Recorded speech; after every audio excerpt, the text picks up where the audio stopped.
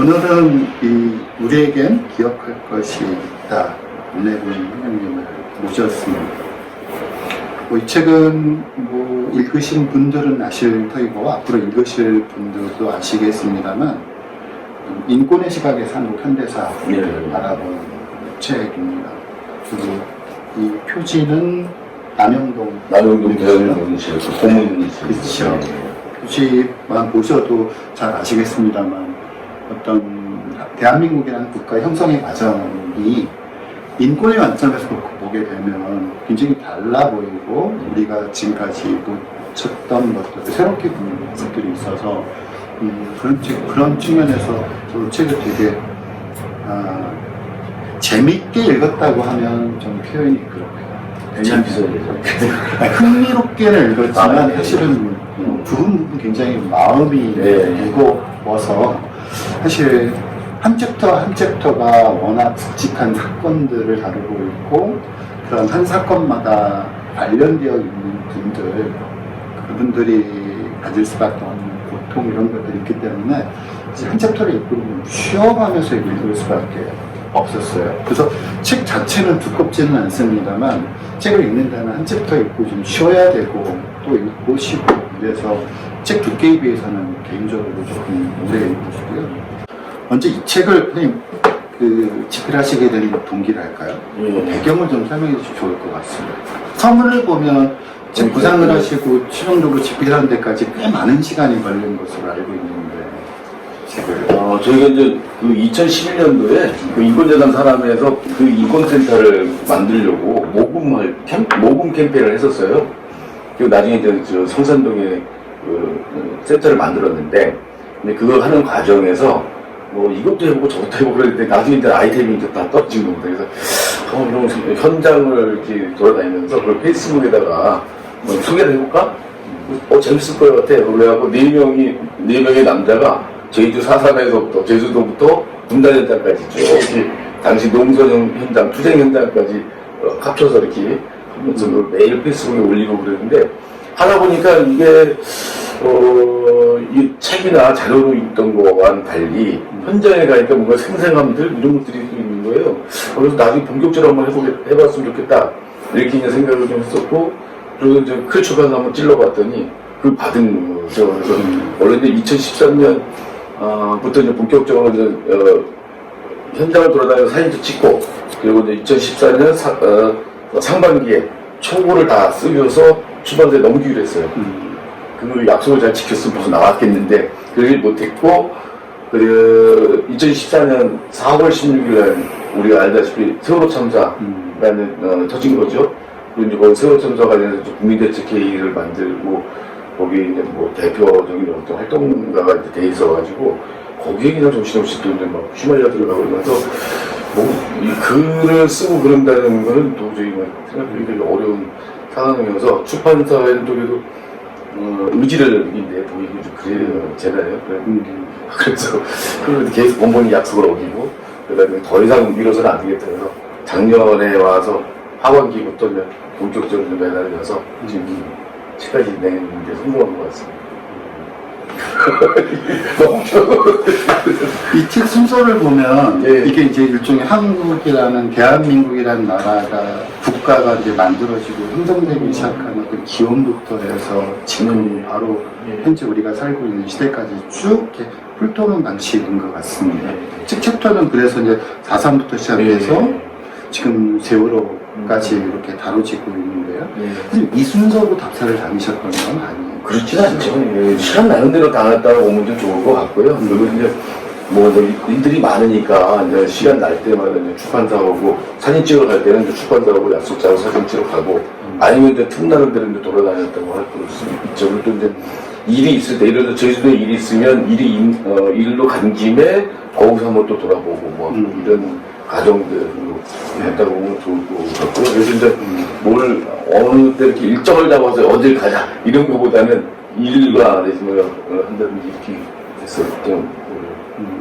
굉장히 본격적으로 선생님이 또 책 이야기는 선생님도 잘 해주시는 것 같으니까 선생님한테 이제 마이크를 넘겨서 마이크 있습니다.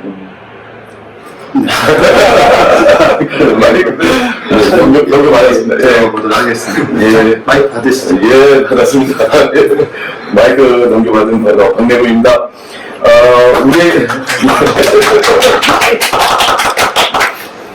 우리에게는 기억할 것이 있다, 저자인데요.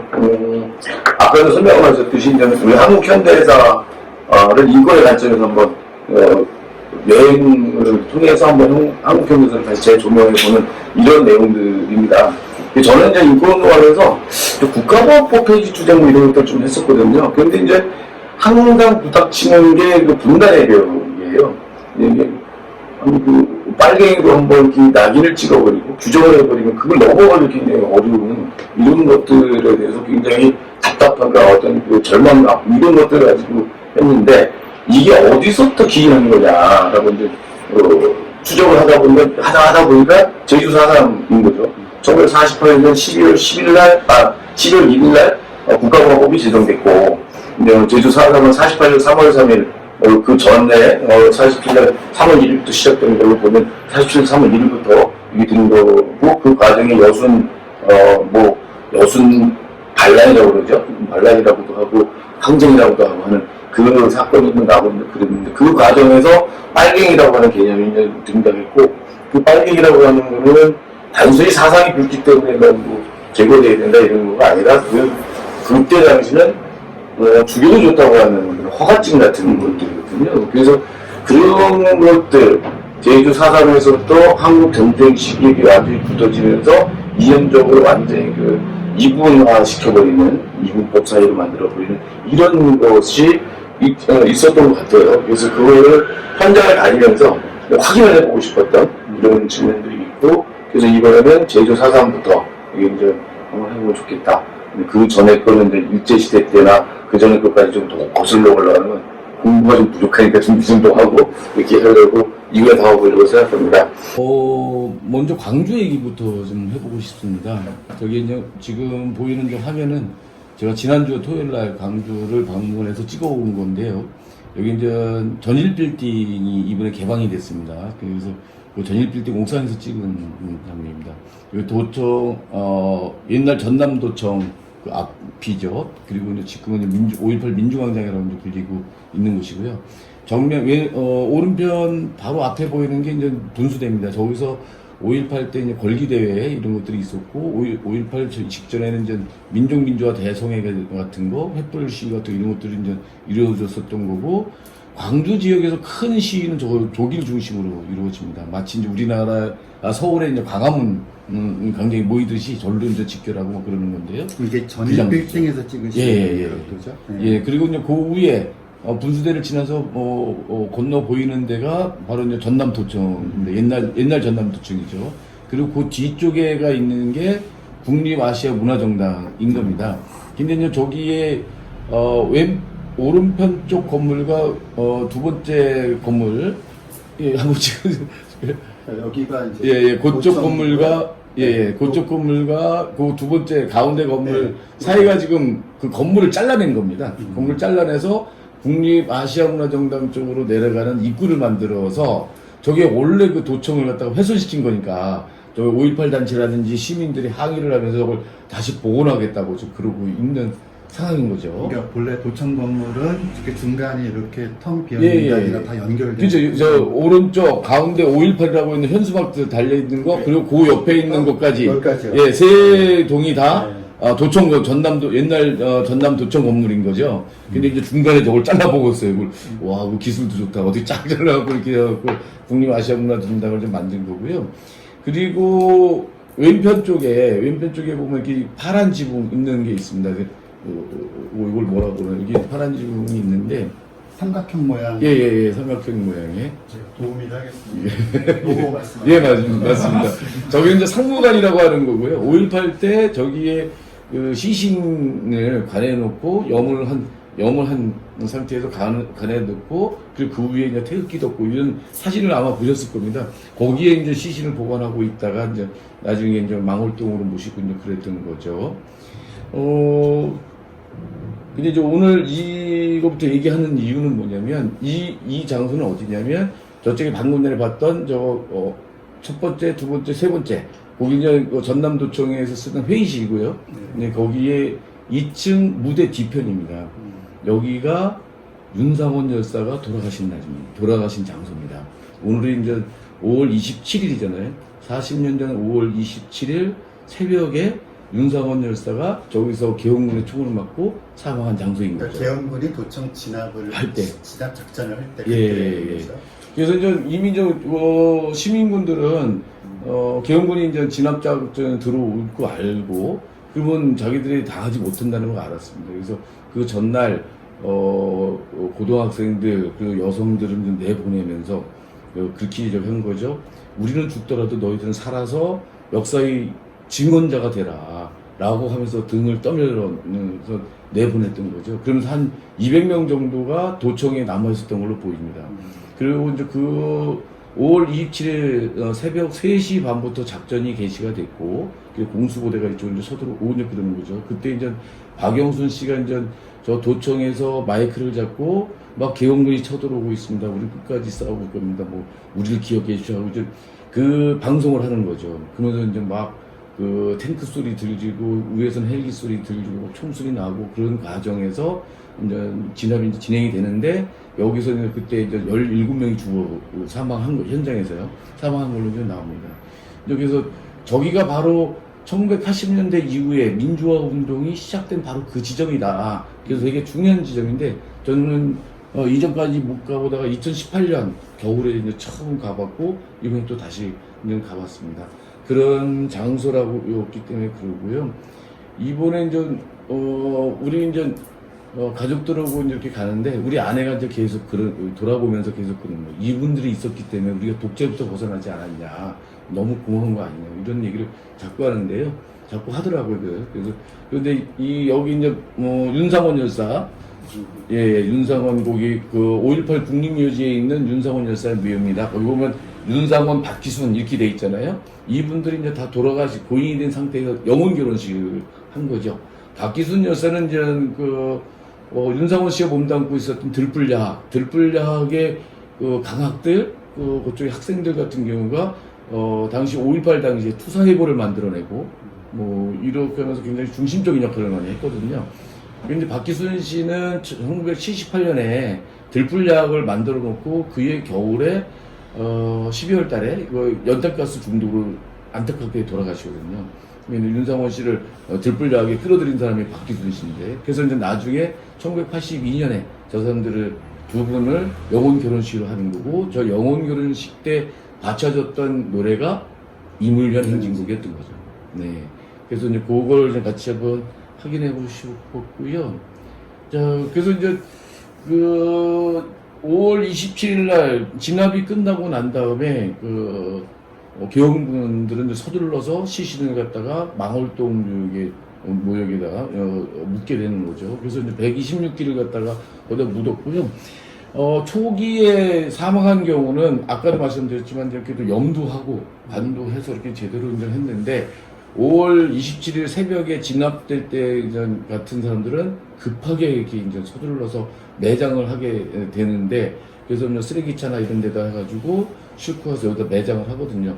그리고 나중에 이제 1997년에 여기 구묘역에서, 이게 구묘역인데요. 구묘역에서 국립묘지로 이장할 때 보면 그때 이제 묘를 파거든요. 파서 보면 비닐로 뚫뚫 말았다든지 하는 게 그대로 이제 나타나서 정말 죽은 자에 대한 최소한의 예의도 갖추지 않은 상태로 서둘러서 했다는 걸 우리가 알 수가 있습니다. 여기가 이제 사실은 역사의 현장인 거죠. 그런데 이제 여기가 5.18 때 이제 126명이 이제 돌아가서 묻혔고, 그 뒤에 1987년 이한열 열사가 저쪽에 가서 묻히고 난 다음에 민주 열사들이 계속 거기 묻혀서 지금까지 백남기 선생님까지 해가지고 최근 돈에 백남기 선생님까지 했고 50분이 또 계십니다. 그래서 5.18과 그 뒤에 일어났던 민주화운동이 자연스럽게 연결되는 그런 역사의 흐름들을 여기서 우리가 확인할 수가 있는 거죠. 예, 그래서 광주를 오늘 좀 더 자세히 말씀을 드리려고 좀 하는데요.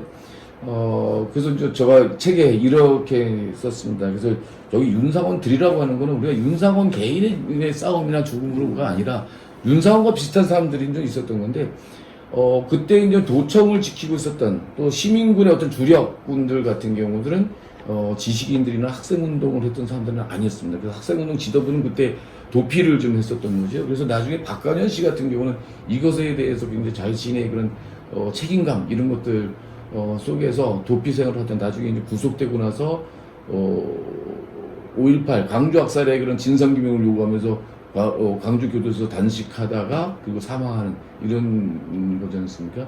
그냥 저렇게 도청에서 사람이 죽고 난 뒤에 살아남은 자들은 굉장히 부끄러움, 자신들의 그 용기 없음에 대해서 부끄러움. 저 책에도 이제 인용하고 그렇지만 그때 새벽에 기영군이 쳐들어올 때 시민들은 아무도 나오지 않았다는 거예요. 즉 우리 박영선 씨가 우리는 시민 여러분 우리랑 같이 싸우자 그렇게 눈물로 호소할 때 그렇게 그 전날 그 26일 낮에까지만 해도 그 도청 앞에서 민주주의 사슬을 외치면서 같이 했던 그 시민들은 너무 무서우니까 두려우니까 다 집에서 그 탱크 소리를 듣고 총소리를 들으면서 집에서 꼼짝없이 한 거거든요. 그래서 자신들의 그런 비겁함, 그런 부끄러움, 뭐 이런 것들을 계속 갖고 살면서 이 민주화 운동이 그 80년대 민주화 운동이 그렇게 치열하게 전개돼 갔던 그런 게 서로 전개돼 갑니다. 그래서 87년 6월 항쟁까지 이제 연결이 되는 거죠. 윤상원 열사의 이제 마지막 연설입니다. 1980년 5월 26일 저녁에 밤에 마지막 남은 사람들을 놓고 저렇게 이제 비장한 그런 거를 연설을 했다고 하는 거를 책에다가 좀 인용해 놓고 있습니다. 그리고 또 이제 광주에 이제 역사들을 이제 기록할 때 전체적인 거 다 뭐 말씀드리면 한이 없으니까 제가 꼭 말씀드리고 싶은 걸 좀 하려고 그러는데요. 광주를 기록할 때 지도적인 역할을 한 사람들 중심으로 이렇게 좀 얘기를 하는 경우도 있을 수 있지만 실제 그 시민군으로 활동했던 사람들 이런 사람들이 누구인가를 지금 우리가 좀 봐야 되는데 우리가 많이 잊고 있다. 실제로 그때 시민군으로 활약하고 그랬던 사람들 같은 경우는 빈민층이었다고 하거든요. 그리고 이제 여성들 같은 경우는 이제 왜 술집에 이제 종업원이라든지 이런 분들이 좀 많이 나와서 함께 했다고 그러는데 이분들의 활약이나 이런 부분들에서 사실 비중 있게 이렇게 다뤄지질 않고 있는 거죠. 그래서 이제 김군이라고 하는 이제 다큐멘터리가 있는데요. 그 다큐멘터리는 어떤 배경에서 이제 만들어지냐면 그 나쁜 사람 누구죠? 저기 왜 광수에서 저 북한군이 지마론이라고 하는 이 나쁜 놈이 그걸 왜 이렇게 이제 자기가 이제 그 얼굴 인식 프로그램 이걸 만들었다고 하면서 저런 사람들을 갖다가 하나하나 저걸 해서 광수 즉 북한에서 광주에 투입된 북한군 특수부대 그래서 둘러서 광수 그 광수라고 이렇게 있는 시민군들을 갖다 하나하나 지목합니다. 그래서 1호, 2호, 3호였는데 바로 저 사람이 이룬 거예요. 그래서 이 지만호는 뭐냐면 자기가 마치 이제 그 엉터리 프로그램인데 그것도 그 프로그램을 가지고 아주 과학적으로 분석한 것처럼 얘기를 하고 그러면서 저 사람들이 만약 우리나라의 평범한 시민, 광주 시민이었으면 이 항쟁이 끝나고 나서 나타났을 거 아니냐. 저렇게 나타나지 못하는 거는 북한에서 온 거기 때문이다. 그리고 얼굴도 막 이렇게 가리고 막 그런 거 아니냐. 뭐 이런 말도 안 되는 걸 가지고 하는데 거기에 이제 극우 세력들이 놀아나는 거죠. 또 이제 그 멍청한 그 김진태라든지 이런 사람들 있잖아요. 그 극우 세력들도 그분만 자기가 하고 싶은 얘기를 대신해 주니까 이렇게 막 하고 이제 그러는 건데요. 그래서 이 감독이 이 김군을 추적을 하는 거예요. 광수 1호서부터 쭉 있던 사람들 찾아 나섭니다. 근데 다 찾아 나서요. 다 찾고 그러는데 이 사람을 안 나타나요. 근데 이제 거기 이제 어떤 아주머님이 5.18 민주화운동 기록관에 가서 그 2층에 이렇게 산이 쫙 있거든요. 그걸 딱 보시더니 김군인데 이렇게 되는 거예요. 이분은 어디에 계신 분이냐면 저쪽에 원지교 이제 그 무등천에서 쭉 그러니까 그 광주천의 상류 지역이 그 원지교가 있는데, 그 배고픈 다리가 있고, 그 다음에 이제, 그 원지교가 있는데, 두 물줄기가 합쳐갖고 광주천이 되네. 그래서 이제 영산강으로 흘러가는, 바로 그 지점이거든요. 거기, 그쪽에 원지교 다리 밑에 천막 치고 고아들이 살았고, 그 고아 중에, 그 고아들은 넉마주의를 하고 있었고요. 그 고아가 김군이다. 근데 이름은 모른다. 이름 없이 그냥 김군 하고 이제 했는데, 이 아주머니의 말씀에는 그 도청 앞에 한번 나와봤더니 이 사람이 저렇게 이제 뭐 총 들고 이러고 있어서 조심해라, 라고 그랬다는 거예요. 근데 그러고서 이제 그게 끝이지. 그래서 5.18 끝나고 와서 이제 못 본 거예요. 그리고 원지교 밑에 있던 그런 넉마주의들이 살던 그 천막은 없어져 버린 거죠. 그래서 나중에 이제 이렇게 추적 해보니까 이 사람은 이제 저쪽에 그 외곽, 뭐더라? 그쪽 지역에서 계엄군한테 총 맞아 죽었어요. 죽고 이걸 감회장한 거를 계엄군이 또 파갔는데 어디 있는지 모르는 상태입니다. 그러니까 나타날 수가 없는 거죠. 자, 이제 제가 이제 이걸 말씀을 드린 건 뭐냐면, 제가 이제 그 광주를 다룬 영화들, 다큐멘터리 굉장히 많은데, 이 영화만큼 그 본질적인 어떤 그 항쟁의 주체를 추적하는 건 이 영화가 가장 잘 하고 있는 거 아닌가 생각이 듭니다. 저렇게 이제 그 빈민층, 하층민들 말고 또 사실 여성들에 대해서, 여성들의 활동? 이런 것들도 좀 제대로 좀 그 기술을 해줘야 되는데 상당히 지금까지는 보조축 정도로 그냥 주먹밥 만들어서 날라주고 하는 이런 보조적인 이런 걸로 하는데 그것도 다시 바뀌어야 된다라고 생각이 듭니다. 자, 여기는 그 들불야학터예요. 들불야학은 광천동에 있는 그 성당에 지금 저렇게 벽 하나만 남아 있습니다. 저기 벽이 대건 안드레아 교육관, 거기서 1978년 8월 여름에 그 들불야학을 이제 박기순 씨가 이제 만든 거죠. 전남대학교 학생운동권 출신들을 해서 그쪽에 이제 광천동 지역이 노동자 밀집 지역이거든요. 공장들도 있었고 지금 많이 다 없어지고 뭐 이랬지만 그 노동자들 밀집 지역이고 그러니까 그쪽에 신부님 통해서 이제 부탁을 해서 저기 장소를 얻어서 저기다가 대건 안드레아 교육관을 빌려서 들불야학을 열었던 거죠. 그래서 이제 강학들이 이제 각 감옥들 맡고 그 노동자들 이게 교육들을 좀 하고 좀 그러는데 검정고시 교육은 아니었고요. 검정고시 교육은 아니고 이른바 노동야학 이런 것들이죠. 그래서 광주 지역에서 최초로 설립된 노동야학이라고 이제 볼 수 있을 겁니다. 그래서 저기서 노동자들의 어떤 교육 이런 것들도 하고 노동자 실태 조사도 하고 이렇게 하면서 노동운동의 어떤 씨앗을 이렇게 만들어 가던 그런 상황들이었고 그러다가 이제 1980년 5월을 맞게 되면서 그때 이제 그 들불야학의 강학들 그리고 학생들이 대거 5.18 항쟁에 이제 참여하게 되는 거죠. 근데 이제 아쉽게도 들불야학 그 터가 다 허물어졌어요. 허물어지고 다만 저 벽 하나만 남은 거예요. 참 그걸 좀 남겼으면 어땠을까. 근데 이제 그게 건물이 이제 지은 지 오래됐고 뭐 그것도 뭐 개발 무슨 계획 뭐 이런 것들도 같이 뭐 연루돼서 허물어지는 걸 그나마 저거라도 좀 보존했다라고 좀 그러더라고요. 그럼 들불야학은 사실 이제 단지 약뿐만 아니라 굉장히 중요한 역할을 그렇죠, 하는 그렇죠. 곳인데 그 들불야학과 관련된 자료들, 뭐 사진이라든가 아니면 교육 내용이라든가 그런 것도 지금 있습니다. 들불 기념사패가 있거든요. 그쪽에서 있고 해서 그 자료집도 좀 있고 그러고 있고. 근데 이제 워낙 그 80년도에 혹독한 그런 그 상황을 맞아요. 여기 이제 윤상원하고 김영준 같은 경우는 현장에서 죽어요. 5.18 때 현장에서 죽고 박관현은 아까 얘기했듯이 전남대 총학생회장이었는데 이제 광주 때 이제 도피를 했고 그 뒤에 이제 82년도에 수배됐다가 이제 잡혀서 광주교도소에서 이제 사망을 하게 되거든요. 뭐 이런 그래서 그래서 이제 80년 5월 광주와 관련해서 활동했던 사람들이 8명이나 죽어요. 이 강학들이. 그러니까 굉장히 혹독한 저거를 했고 또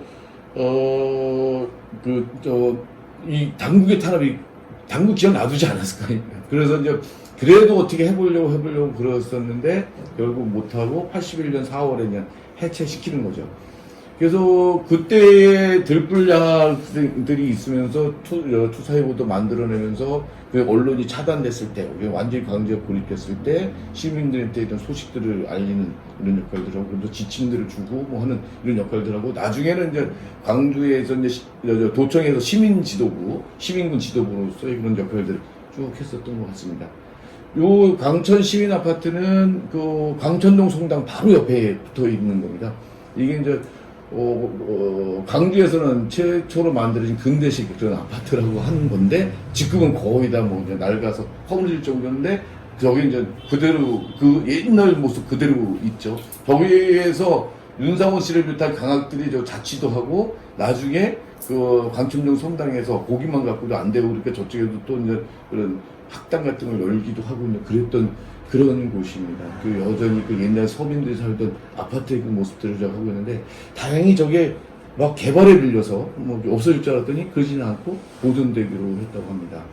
그래서 좀 광주에 관한 얘기를 지금 저는 이제 그 지금까지 나왔던 광주와는 좀 다르게 한번 좀 찾아보고 싶었습니다. 그래서 첫 번째 꼭지에서는 불처벌 문제를 좀 얘기를 했어요. 여태까지 처벌되지 않았던 이 문제에 대해서 우리가 좀 고민을 좀 해야 된다. 이게 중요하다. 인권 쪽에서는 불처벌이라고 얘기를 하거든요. 우리는 과거청산이라고 얘기하는데, 국제적인 그 국제인권사회에서는 그걸 불처벌이라고 얘기를 하거든요. 처벌을 하지 않는다. 예, 그 임피니티라고 이제 하는데, 이게 이제 유엔에서는 진상규명은 당연히 해야 되는 거고, 그런 이런 반인도적인 국가범죄 뭐 이런 거가 있으면 그런 진상규명 당연히 하는 거고, 그 다음에 책임자를 제대로 처벌을 해야지 다시는 그런 범죄가 반복되지 않는다. 그리고 이제 넓은 의미의 배상, 거기 이제 기념과 물리적 배상 뭐 이런 거까지 다 포함하는 이런 것까지 이제 하라고 그러는데, 광주에서도 그런 걸 광주 해결 5원칙 이렇게 하고 이제 정하고 그러는데 다 거기에 맞닿아 있거든요. 근데 이제 우리는 나름대로 진상규명도 한다고 했는데 아직도 부족하고, 그리고 이제 뭐 기념사업이나 이런 것들도 진행이 되고 있잖아요. 그렇지만 여전히 책임자는 처벌하지 못하고 있다. 처벌이 중단된 거죠, 사실은.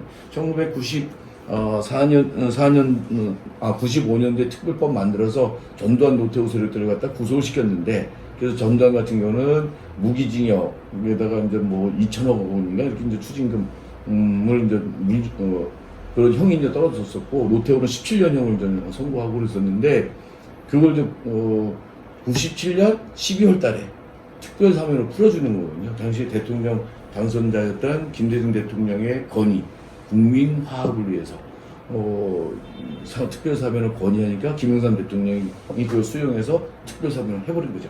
그래서 이 학살자를 처벌할 수 있는 좋은 기회가 또 실제 처벌까지 갔었는데 이게 중단이 되버리는 거죠. 만약에 그때 당시 제대로 그 대법원의 학점 판결대로 그 형벌이 집행이 됐었다고 한다면, 그런 극우 세력들의 어떤 이런 거가 많이 지금보다 훨씬 더 약화됐을 것이고, 그만큼 더 우리 민주화는 더 빠르게 진전됐을 텐데 하는 아쉬움들 뭐 이런 것들이 있습니다. 사실 과거의 문제는, 제가 여기 책에서도 말씀드리지만, 과거 문제는 단순히 과거로만 머물러 있지 않거든요.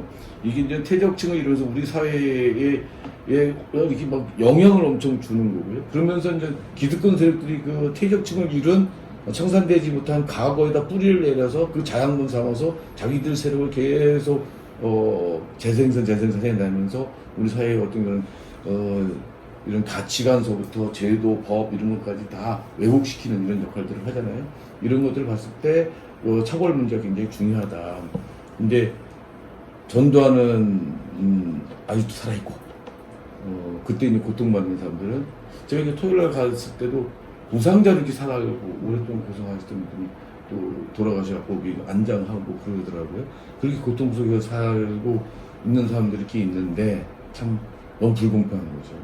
그리고 이제 광주 두 번째 꼭지는, 그러니까 광주를 두 꼭지를 썼는데, 두 번째 꼭지에서는 아까도 얘기했던 그 항쟁의 주역들에 대해서 다시 한번 생각을 해보자. 그 여성들과 그 하층민들의 어떤 그런 항쟁에서의 역할들 이런 것들을 한번 주목해보자 이렇게 생각을 해봤습니다. 자, 그리고 요거는요, 지금 이번에 올해 처음으로 개방된 전일 빌딩입니다. 전일 빌딩, 아까 전일 빌딩 저 옥상에서 이제 밑으로 이제 그 도청 앞마당 그걸 찍은 거고요. 도청 부분은. 이 전일 빌딩도 원래 흘릴 거였던 거예요. 있었었는데 예.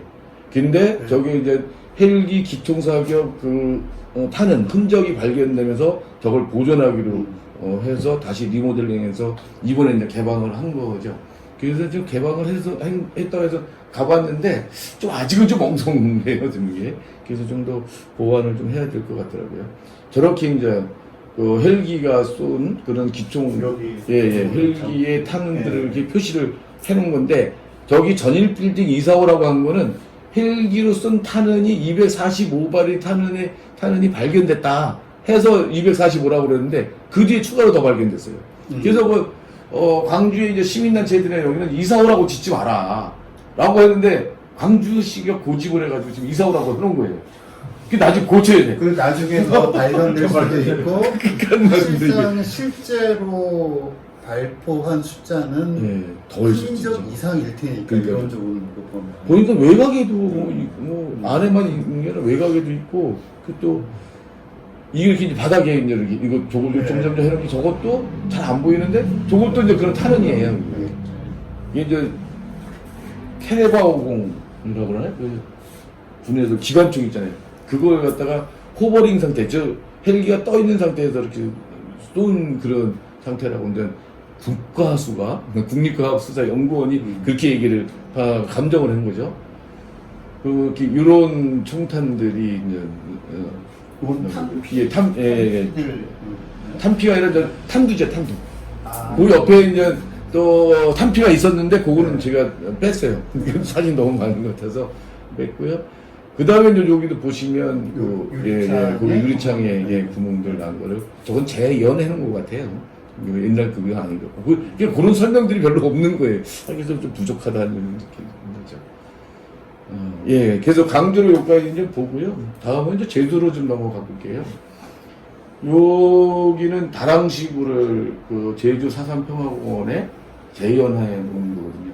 그 제주 4.3을 잘 모르시는 분들은 여기 제주 4.3 유적지를 무턱대고 가실 게 아니라 먼저 제주 4.3 평화공원부터 들러보시고 갔으면 좋겠습니다. 그러면 제주 4.3의 그런 배경서부터 지금 현재까지의 그런 과정들, 이게 아주 일목요연하게 잘 정리가 되어 있어요. 다른 데 국가의 그런 전시관, 국가가 운영하는 전시관들보다 굉장히 잘 되어 있는데, 그게 뭐냐면 노무현 정권 때 그 내용이나 이런 것들이 민관이 같이 만들었거든요. 제주의 문화예술인들이 결합해서 만들었기 때문에 나름대로 굉장히 잘 된 거죠. 수준, 물론 그 과정이 되게 복잡했다고는 하는데 어쨌든 지금 다른 데보다 수준 높게 되어 있습니다. 그래서 그 과정들을 쭉 보시고, 그러다가 마지막에 나갈 때 그 다랑시 특별 전시관이 있어요. 그 특별 전시관에 다랑시굴이 이렇게 재현되어 있습니다. 재현되어 있는 게 보면은 저거 볼 때 되게 가슴 아픈데요. 그 다랑시굴은 1992년에 제주 4.3 연구소가 주민들의 제보를 받아가지고 거기를 이제 다랑시 굴을 발굴을 했었던 거거든요. 다랑시 굴은 다랑시 오름 근처에 있습니다. 다랑시 오름 바로 옆에 잃어버린 마을 다랑시 마을 옆에 있는 그 건천이에요. 그러니까 제주도의 천이라고 하는 게 비가 오면 그냥 전부 다 흐르지 않고 바로 다 스며들어 버려요. 현무암 그거라서 그런 곳이라서 제주도에 그런 동물들이 되게 많은데 제주 4.3 때 토벌 때를 통해 피해가지고 이런 데 많이 스며 들어간 거죠. 대표적으로 이제 그 동강리 그 큰 높게 이런 데가 이제 그냥 대표적인 거고요. 여기도 이제 11명이 여기서 이제 희생당했습니다. 여기서 이제 희생당한 사람들을 나중에 이제 보니까 이 사람들은 이제 토벌 때 나오라 했는데 안 나오니까 그 굴 입구에서 불을 태서 연기를 치고나고 질식해서 죽게 만든 거죠. 근데 이제 그렇게 보니까 이게 굴에 피해가지고 있는 그런 절박한 상황에서 저 솥단지며 여기 밥그릇이며 여기 이제 숟가락이며 뭐 이런 게 있는 거예요. 여기 유골 있는 거. 당시 이제 발견됐던 다랑시굴의 그걸 그대로 좀 재현했다고 그러거든요. 아, 사람이 먹고 살아야 된다. 살아있는 한 목숨을 부지하기 위해서 아무리 절박한 상황이라도 그렇다라고 하는 거죠. 그래서 참 너무 짠한 거예요. 이제 이런 것들이 다 이제 곳곳에서 보입니다. 전쟁 기간에도 보이고 막 이렇게 계속 그러는 거죠, 사람들이. 자, 그리고 이제 제주 사삼평화공원 이제 돌다 나오면 또 이런 또 조각상을 이제 만나게 됩니다. 비설이라고 하는 조각상인데요. 저건 변뱅생이라고 하는 여성과 딸을 갖다가 여기 조각상으로 만드는 건데 실제 있었던 일입니다. 토벌대가 쳐들어오니까 그 중산간 마을에 있던 사람인데 이 변뱅생 이 사람들이 토벌대가 쳐들어온다는 소리를 듣고 막 눈발 날리고 하는 그런 상황에서 막 뛰쳐나온 거예요. 뛰쳐나가고 막 도망가는데 딸내미 안고서 2살짜리인가? 그 딸내미 안고 도망가는데 총에 맞은 겁니다. 총에 맞았고 그래서 그 애를 끌어안고 실제로 저렇게 애를 끌어안고 그냥 눈 속에서 이렇게 가다가 거기서 그대로 얼어요. 거기에 눈이 그대로 쌓이고 그랬더니 그 다음에 이제 봄에 저 상태로 이제 발견된 거를 사람들이 목격을 한 거를 그렇게 이제 조각상으로 만든 거죠. 그럼 선생님 요거는 눈이 실제로 쌓여있을 때 가서 찍으신 건가요? 아닙니다. 여기 대리석으로 흰 대리석으로 그거를 조형물로 만든 건데 그럴싸하죠. 이게 예. 그래서 이제 그때 사삼의 비극을 아주 그렇게 이제 단적으로 이렇게 보여주는 이런 조각상들도 볼 수 있습니다. 자, 그리고 요거는 현기영 선생님의 순이 삼촌의 무대가 됐던 너분숭이 학살터, 그러니까 북촌 학살터입니다. 그리고 실제로 거기 너분숭이 기념관이 있고 그 옆에 순이 삼촌 문학비가 있는 건데요. 여기 특이한 점은 뭐냐면 문학비를 세워놓는 게 아니라 눕혀놨습니다. 당시 실제로 사람들이 총 맞아서 움푹하게 들어간 밭을 온팡밭이라고 하는데 그 온팡밭에 시신들이 널려있던 상태를 갖다가 보여주기 위해서 그걸 표현하기 위해서 비석도 저렇게 눕혀놓은 거죠. 그리고 순이 삼촌의 주요 대목들을 비석에다 이렇게 새겨놓은 거죠. 사실 1978년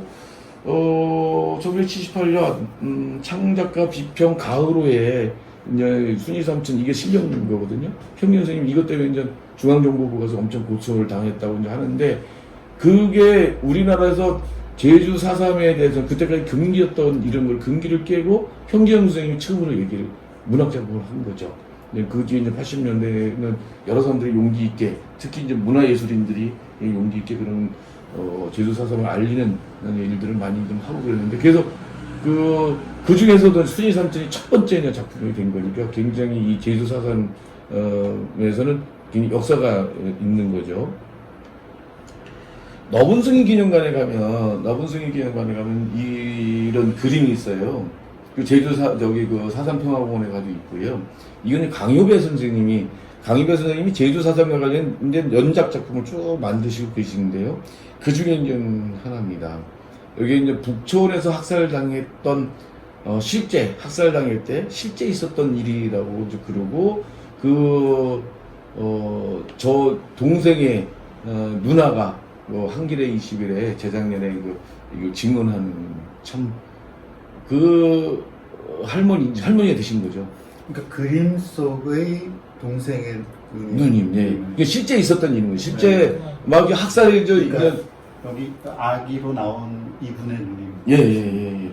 학살이 진행됐고 실제로 저렇게 이제 엄마가 좀 죽은 거예요. 여기 죽었는데 그 동생이 엄마 젖을 찾아서 빨고 있는 거죠. 그게 자기 동생이었다는 거예요. 이게.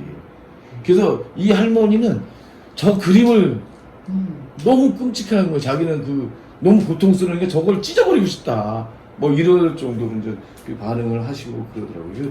제주 4.3에서 정말 어떻게 일이 있을 수 있을까 할 정도로 사람의 목숨이 아닌 거죠. 그 사람의 목숨은 그렇게 너무 함부로 하고 수많은 폭력이 일어나고 여성들은 정말 완전 놀이개처럼 저기 하고 심지어 이제 그 사람 목숨 가지고 장난을 그렇죠.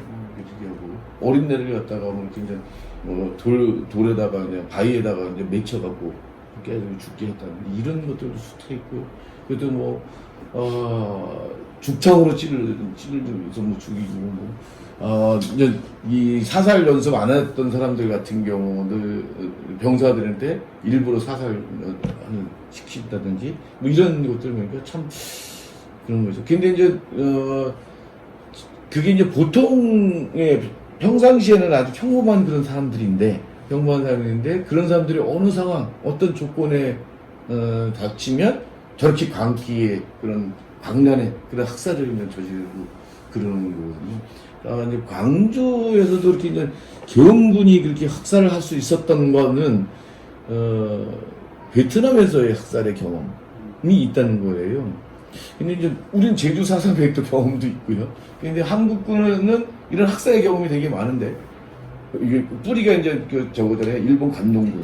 그래서 일본 만주에서 우리 독립군들 또 우리 동포들 또 중국인들 해서 엄청 학살을 일본의 지시에 의해서 그 학살을 저질렀던 그런 경험을 가졌던 사람들이 한국군을 형성했고 주축이 됐고 그러니까 제주사설면에서 또 한국 전쟁 시기에도 민간인 학살을 그렇게 대대적으로 했고 이랬던 사람이 또 이제 베트남 가서 또 베트남민들을 또 학살하고 또 그런 사람들이 나중에 강주 학살을 하고 이렇게 이제 이어지는 게 아니냐 저는 굉장히 보는데요.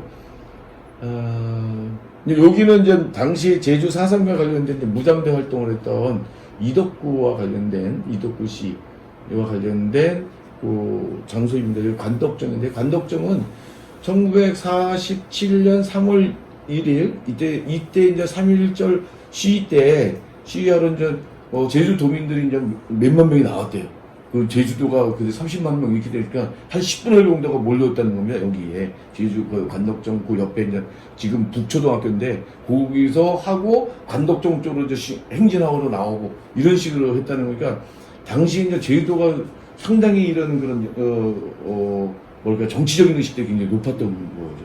그러니까 이제 레드 아일랜드 붉은 섬 그래가지고 경계하고 미군정에서 굉장히 경계하고 이제 그랬던 건데 나중에 48년도에 단독 정부를 만들기 위한 단독 선거, 남한만의 단독 선거 할 때 이거 제주도만 거부하는 거잖아요. 그러니까 이거 쓸어버리는 그런 과정들인데요.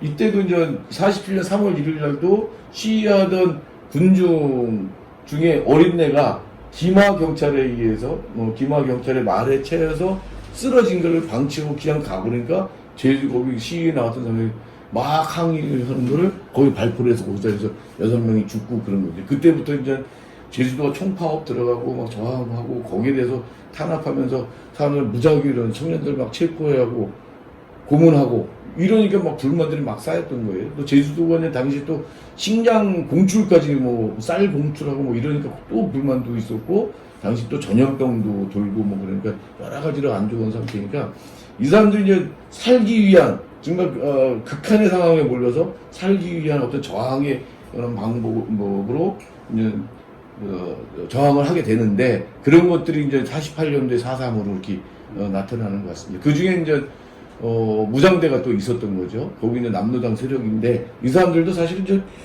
그 이념의 어떤 그런 거를 벗기고 보면 그런 생존권적인 그런 문제들 이런 것들이 있었지 않았겠냐. 그리고 제주도민들이 그 극한에 내몰린 생존권을 지키려고 하는 그 도민들의 그런 열망이 있었으니까 무장대가 형성돼서 활동할 수 있었지 않을까 좀 생각이 드는데요. 이게 이제 이덕구 씨가 좀 마지막에 머물던 저 사려니 숲 옆에 있는 이덕구 상장이라고 하는 곳입니다.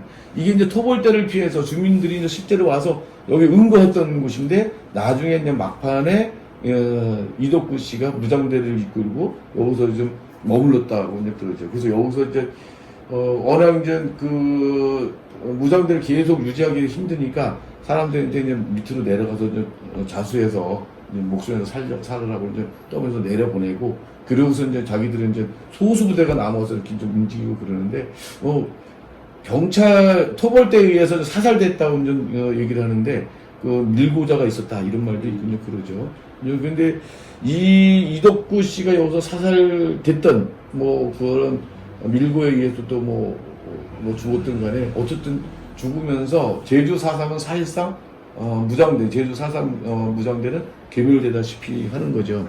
근데 제주 4.3의 그런 그 제주도민들한테 그런 장두, 그러니까 말하자면 이 민중들을 이끄는 두목 같은 게 이제 장두인데요.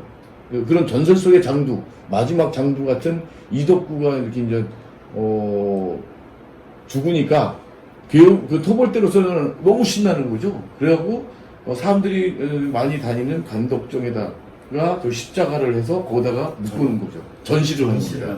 예, 저 사람 말고 또 이렇게 또 전시하고 또 그러는데 그 전시를 하는 겁니다. 현기영 선생이 지상의 숟가락 하나라고 하는 책 속에서 그 당시를 묘사를 하는 겁니다. 근데 여기에 이 윗주머니에 숟가락 하나가 있는 거예요. 이거 지금 안 보이더라고요. 이게 사진을 다 이렇게 해도 안 보이더라고요. 근데 거기에는 현기영 선생님 그걸 하면서 그걸 조롱하려고 이 제주도민들이 장두로 믿고 그러던 이덕구가 별 볼 일 없는 사람이라고 하는 거를 하면서 이렇게 조롱하려고 여기를 숟가락을 꽂아놨지만 거기에 이제 현기영 선생님 그걸 보고 웃는 사람 아무도 없더라라고 이제 하는 거죠. 현기영 선생님은 이 사진으로 보자면 자기가 현장에 있었다는 거예요. 예. 저쪽에 어디 어린이였을 텐데 이거 직접 본 거는 거죠. 자기 이제 성장기니까 그게요. 그래서 저는 이제 저기서도 아까 그 다랑시 굴에 이게 쫓겨가가지고 이게 죽기 직전까지도 내 새끼들 또 내 식구들 이렇게 먹여 살리려고 하는 이거나 저 무장대 대장인 저 사람의 그런 숟가락이나 우리가 이제 빨치산 투쟁이나 뭐 그러면 제일 중요한 게 숟가락이거든요. 이거 결국 뭐 먹고 사는 문제, 생존의 문제 이것을 위해서 싸울 수밖에 없고 목숨을 걸 수밖에 없었던 이런 부분들을 상징적으로 보여주는 이런 것 같아서 상당히 좀 처연하잖아요. 우리가 저걸 갖고 이제 아무리 저들은 조롱한다 할지라도 그 당시 이제 민중의 염원들, 당시 제주도민들의 염원들이 저걸로 해서 꺾이는 건데, 근데 거기다가 이제 이 숟가락까지 딱 꽂아놓으니까 그게 이제 웃기는 것이 아니라 정말 비감해지는 거죠. 네. 그런 부분들을 좀 볼 수 있었고요. 그리고 이제 제주 4.3은 이제 53년도 이때까지 이게 54년도까지 이어지거든요. 그러니까 전쟁 끝나고까지도 이어지는데 무장대가 다 소멸돼서 한라산 금종역이 풀릴 때까지가 이제 제주 4.3 기간이거든요.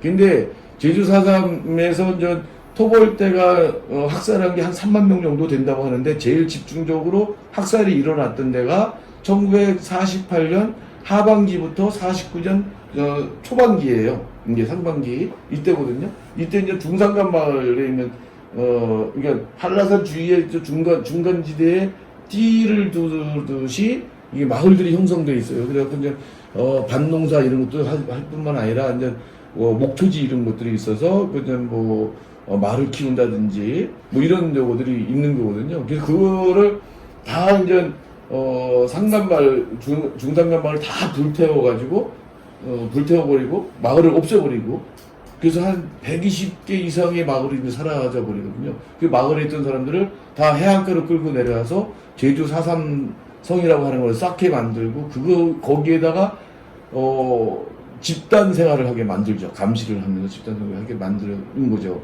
그래서 1차적인 그런 학살은 일단 끝나는데 두 번째 학살이 언제 일어나면 전쟁이 일어났을 때에 학살이 일어납니다. 그래서 1950년 6월 20일 날 한국 전쟁이 터졌고요.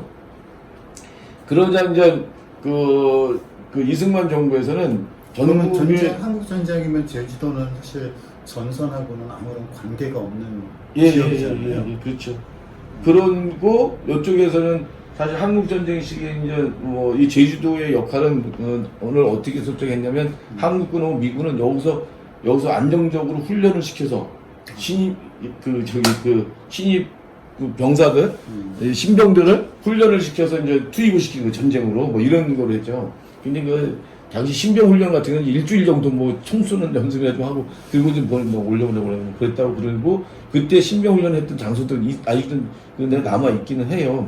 하고 그러는데 아니 이때 이제 한국 전쟁이 일어나고 나서 이승만 정부가 전국에 있는 보도연맹원들을 다 집결시키고 이 사람들을 육지에서는 쭉 끌고 다니다가 7월 말 뭐 이때쯤부터 7월 말 이때쯤부터 다 학살을 해버리고요.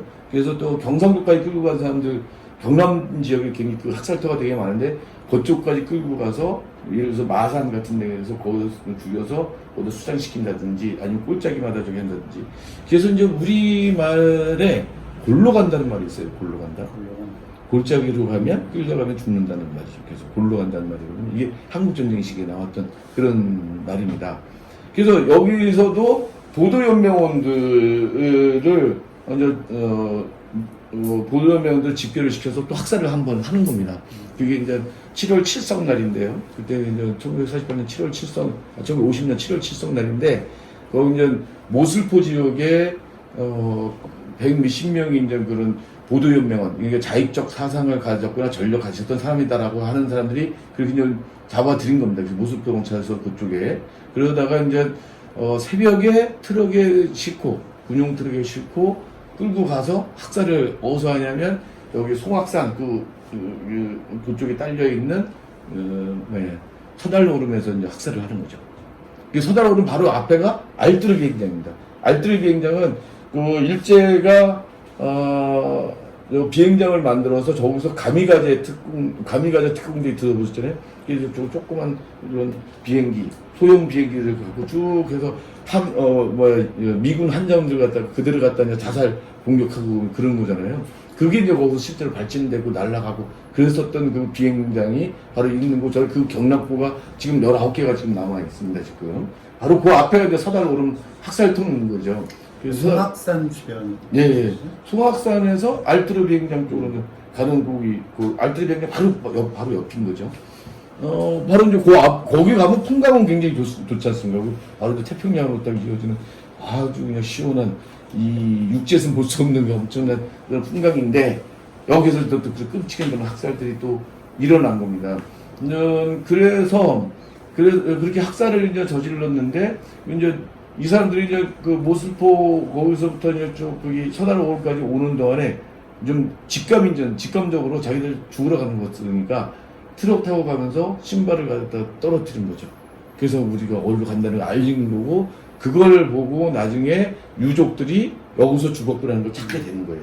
찾게 됐는데 그런데 당장 이거를 시신을 수습하지 못하게 막은 거예요. 경찰들이 군인들이 거기 뺑 둘러싸고 접근을 못하게 막았으니까. 그래서 5년가 이렇게 지나고 나서야 이 시신을 수습하게 됐었던 건데 이미 이제 그 서달오름 움푹패인 거기에 그냥 여러 사람들 그대로 그냥 켜켜 이렇게 그냥 돼 있으니까 누구 뭐 뺀지 그 할 수도 없는 거죠.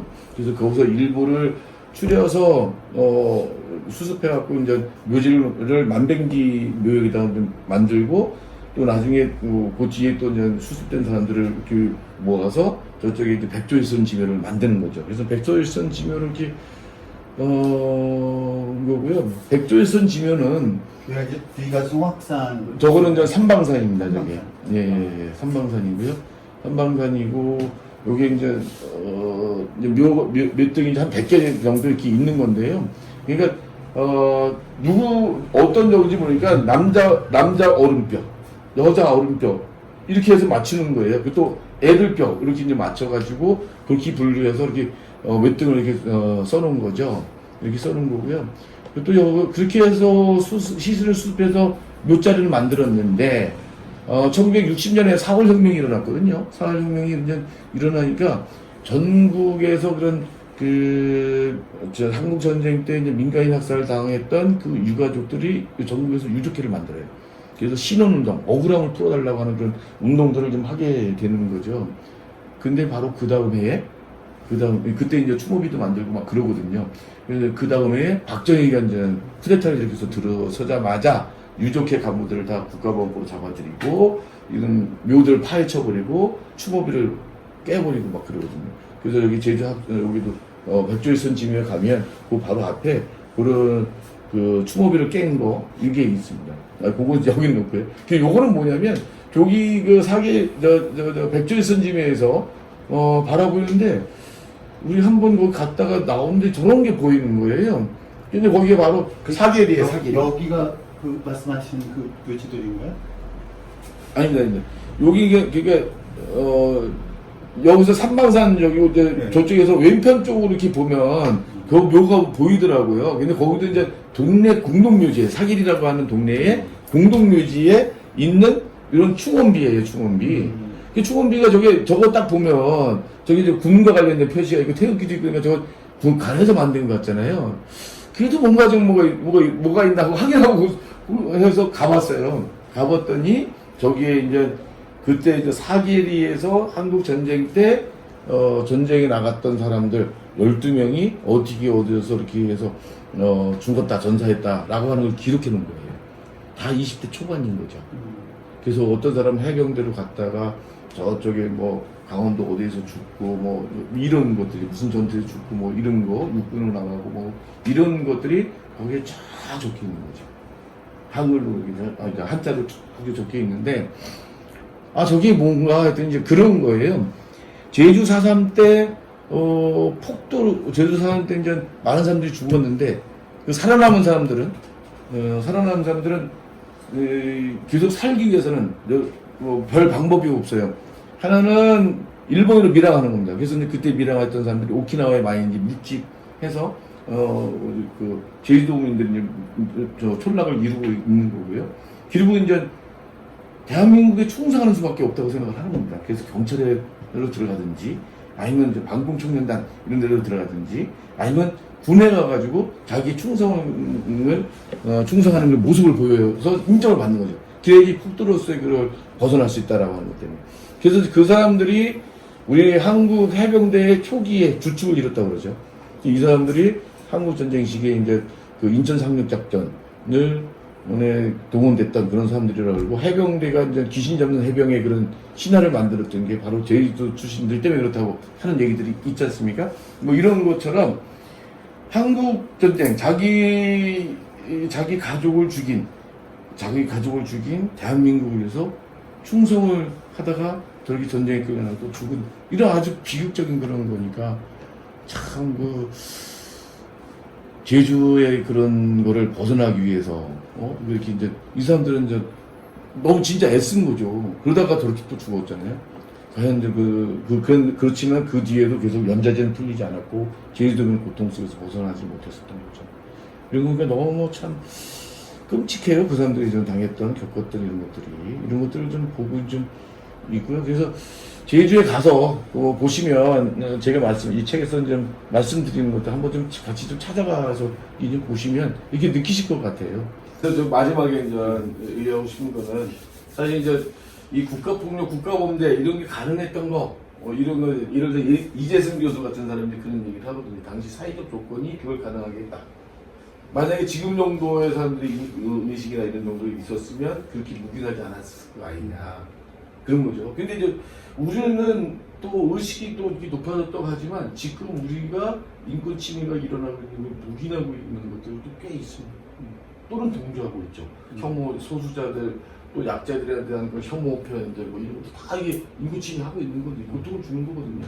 세월호 참사로 고통받고 있는 적인데, 그렇게 막 막말해야 되잖아요. 그리고 거기에 대해서 우리가 그걸 차단하기 위한 그 노력도 우리 안 하잖아요.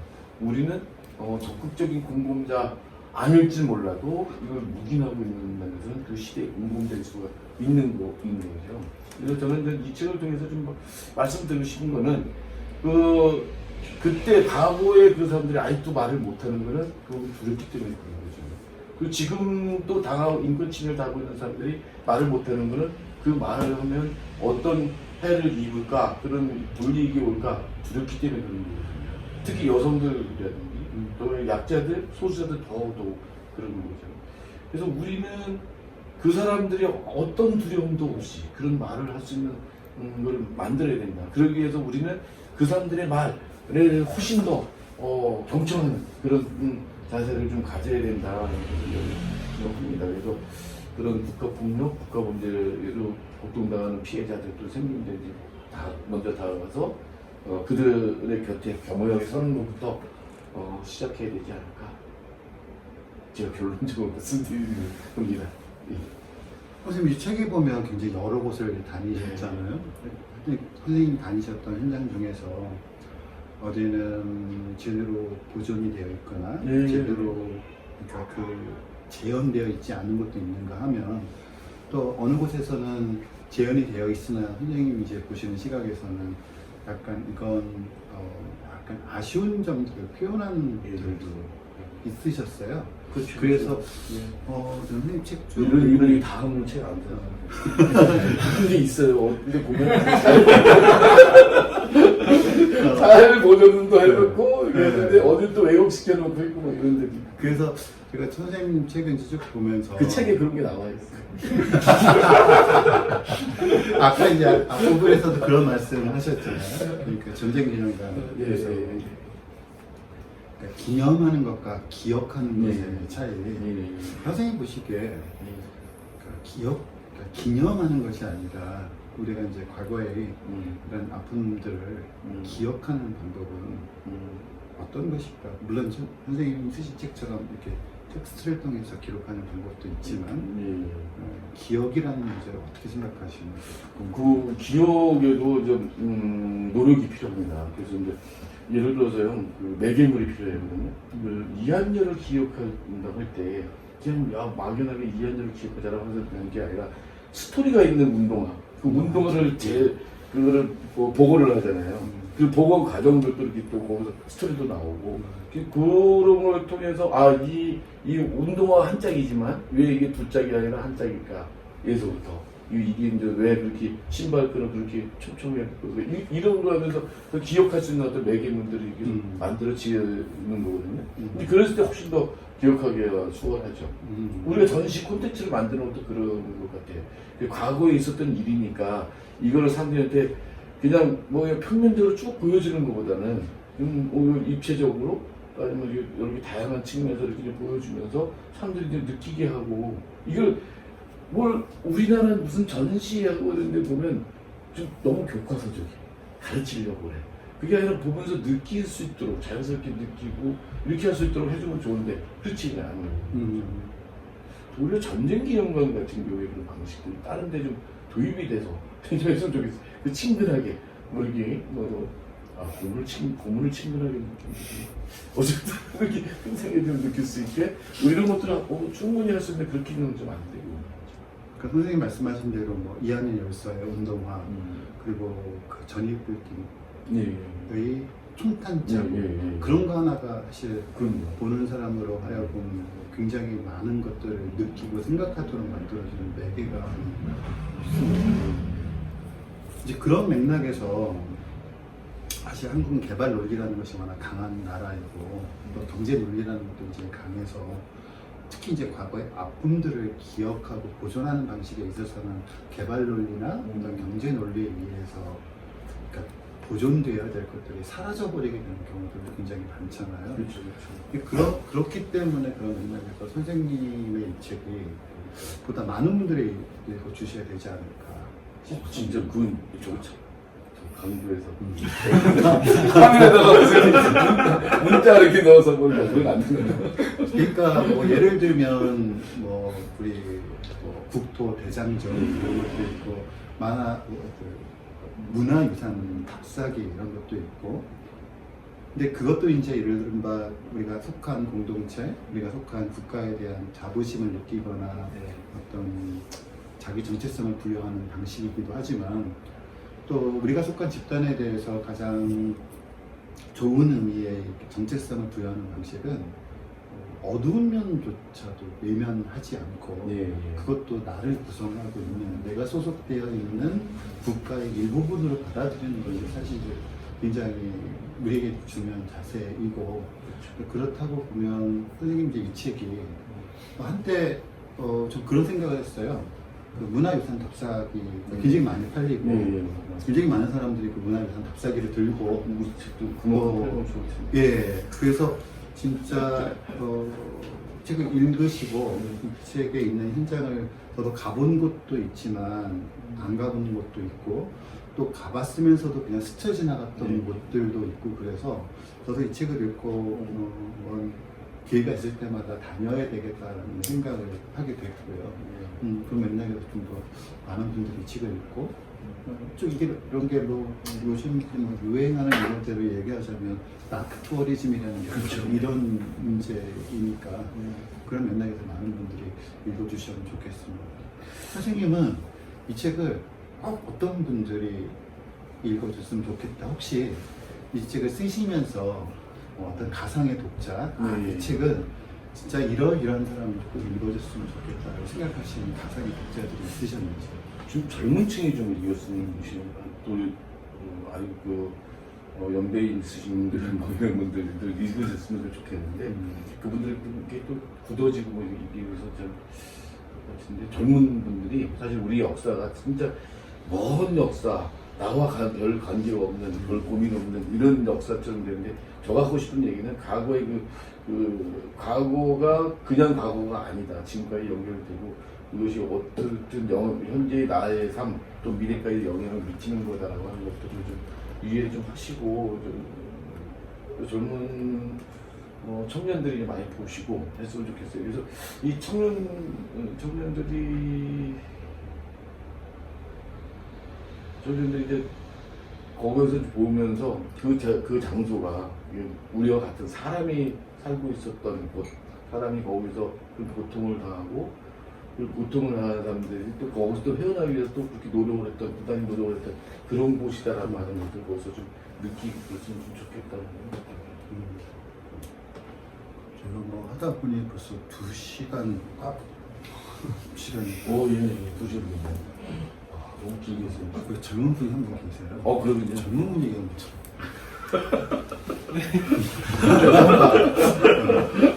갑자기. 굉장히 뭐 열심히 막 메모도 하시고. 메모를 하시면서 들으셔서. 그냥 저는 그 이제 강래구 작가님 이제 굉장히 좀 이렇게 가면 약간 힘든 곳도 많이 다니시고 되게 인간에 대한 애정도 그럴 때마다 약간 떨어질 수도 있을 것 같은데 분노도 커요. 근데 뭐 직접 만나려니까 되게 그래도 이제 거기에 이렇게 막 억눌려 계신 게 아니라 좀 되게 에너지가 있으신 것 같으시고 되게 뭔가 재미있으신 것 같아가지고 뭔가 그런 사람인데. 그래서 그 에너지의 원동력이 혹시 뭔가 궁금하더라고요. 팬심을 표현해 주셨고 또 이제 난 그 에너지를 얻고 싶다. 선생님의 에너지를. 근데 이 인권운동 하면서요, 사실 이제 저를 찾아오는 사람, 인권단체 찾아오는 사람들은 주로 억울한 일을 갖고 찾아오는. 그거 들으면 말도 안 되는 경우가 있는 거예요. 근데 이 사람들이 만약에 좀 배우고 좀 뭐가 좀 지위도 있고 힘도 있고 뭐 이런 사람은 전혀 당하지 않을 않을 일인데도 이게 이제 진짜 힘없고 약점을 못 배웠고 그러니까 이게 아주 지금 말도 안 되는 사기도 치고 그러고서 도리어 그걸 가지고 또 억누르고 그 고통 주고 막 이러는 것들을 많이 접해요. 뭐. 근데 그거를 경찰이나 검찰이나 법원은 정말 편파적으로 우리나라 이 사법 체계는 진짜 계급적이거든요. 있는 사람들이 그거는 명확해. 그럴 때 진짜 분노스럽죠. 그러니까 그 분노를 참지 못하다 어떻게 할 방법이 없으면 분신하고 이랬던 게 우리 기획적인 역사잖아요. 지금 노동자들이 분신하고 그런 거, 노동권이 보장이 안 되는 이런 속에서 정말 너무 억울하니까 뭐 이걸 어떻게 할 수 없으니까 하고 이제 이렇게 되는 거잖아요. 그래서 그런데 이제 초기에 이게 저도 젊은 시절에 이런 분노를 중심으로 막 했던 것 같아요. 정말 엑스에스 같은 거 하면서 막 하고 그걸 해결하기 위해서 막 하고 막 그렇게 됐는데 근데 이제 그러면서 제가 이제 오버했던 부분은 뭐냐면 이 피해자를 제가 피해자의 문제를 대신 해결해 줄 수 있다고 하는 오만을 갖고 있었던 것 같아요. 결국 활동하는 해결사가 될 수 없다. 그리고 아무리 시간이 그렇다 하더라도 이 피해자를 주체로 만들어가지고 해줘야 된다. 그걸 안내하고 그걸 촉진하는 게 활동가인 거지. 그 사람의 삶, 그 사람의 운명을 대신할 수는 없는 거고. 거기서 도리어 그런 과정을 통해서 피해자가 그런 힘을 얻도록 만들어주는 게 활동가인 것 같다는 생각을 이제 바뀌면서 이제 좀 이제 나름도 여유가 좀 있고 그런데 근데도 지금 같은 경우도 이제 이렇게 예를 들어 세월호 참사를 들으면요 굉장히 이제 힘들죠. 근데 이제 많은 어떤 이런 경험 속에서 좀 거리라고 하는 거를 적정한 거리라고 하는 거를 좀 몸으로 익힌 것 같아요. 그래서 초기에는 세월호 참사 피해자들의 그런 엄마 아빠들이 하는 얘기를 좀 가급적 이 거리를 두고 그랬어요. 내가 그걸 감당 못하니까 그거에 대해 실제로 이제 그 활동가들이 뭐 밤을 새서 그 얘기를 들어주는데 나중에 그걸 감당을 못해서 한참 동안 그 활동을 쉬어야 되고 그럴 수도 있고 그걸 경험적으로 알기 때문에 이런 거죠. 그런데 지금은 이제 객관적으로 어떤 얘기를 들어도 다 설고 또 그걸 가지고 얘기도 들어주고 또 풀어주고 그렇게 할 수 있는 게 되는 거죠. 이런 게 좀 가수는 같아요. 그래서 이제 그런 부분에서는 이제 제가 이제 이 바닥에서 30년 넘게 활동해오면서 이제 나름대로 익힌 게 있어서 남들이 보기에는 굉장히 그래도 여유롭고 이렇게 에너지 같은 것도 느껴지고 그럴 수 있는.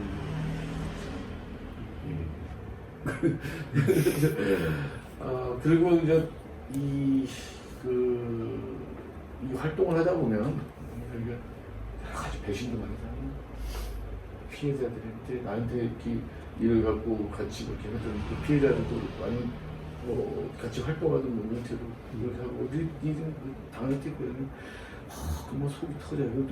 그것도 어떤 경우는 돈 문제들 때문에 많이 좀 하거든요. 철거민 싸움을 하는데 철거민 싸움을 하고 그러고 나는 진짜 아무것도 좀 뭐 바라는 거 없이 막 거기서 뭐 밤새면서 같이 싸우면서 하고 있는데 어느 날 보니까 돈 받고 시신을 빼돌려 유가족이 이 정도 있는 거거든요. 근데 그 돈도 많지도 않아. 가난한 사람들일수록에 이 돈 조금 가지고 이렇게 시들을 입는 거죠. 그것도 또 그걸 이용해서 분열시키려고 하는 공작들을 들어요. 그래서 이제 예를 들어서 그런 거를 젊은 시절에 이제 제가 활동가 젊은 시절에 활동할 때는 저 무슨 그 정도를 할 수 있는데 나중에 오죽하면 그렇겠네. 그리고 그걸 이용하는 게 나쁜 거지. 이렇게 이제 바뀌는 거죠. 이렇게 그래서 저도 이제 성숙이 되고 성숙하고 또 아니면 성장하는 거고 또 저도 이제 다른 단체에서 보려고 하는 것도 있고 또 그런 데서 또 그렇게 열받게 하고 배신 때리는 놈만 있느냐 그렇지 않은 거죠. 제가 그랬으면 이제 인권운동 벌써 그만뒀을 텐데 진작 제가 다른 거 더 좋은 일 했을 텐데 그렇지 않고 거기도 좋은 사람이 있거든요. 왜 이렇게 착해? 그런 사람들이 있어요. 정말 그렇게 당하고 뭐 하고 그러고도 정말 그래도 그걸 어떻게 자기 동료들 끌어안으려고 하고 자기도 피해를 당하고 하는 사람들이 있어요. 그런 사람들 보고는 또 외면하지 못하고 이렇게 하면서 하다가 지금까지 나쁜 사람만 있는 게 좋은 사람들. 네. 선생님 이 책에 이제 못다 담으신 이야기 또 다음 책에 담아 주시고 나면 저희 가끔 그런 얘기 하잖아요. 어떤 책은 그 책이 이제 완성되고 나서 다시는 그런 책에 쓰여질 필요가 없는 세상이 오는 것이 그 책이 할 수 있는 가장 최고의 것이다. 이런 표현들을 하기도 하는데 선생님 이 책, 바로 이 책하고 이 못다 하신 이야기를 또 담게 될 다음 책이 그런 한국 사회에서 그런 역할을 하는 책이 되었으면 좋겠다 저는 생각을 합니다. 마지막으로 선생님 혹시 못다한 이야기 있으시나? 할 얘기 많은데 너무 많이 네.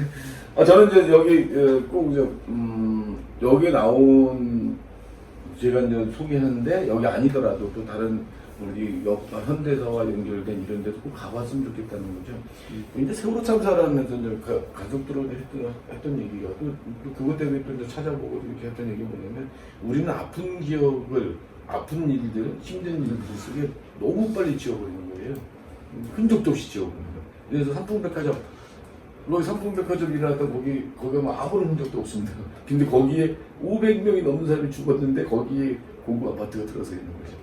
삼풍백화점으로 희생됐던 사람들의 위령비는 저기 양재 시내 숲 한가운데 있어서 엉뚱한 웬만해서는 그걸 못 찾아가요.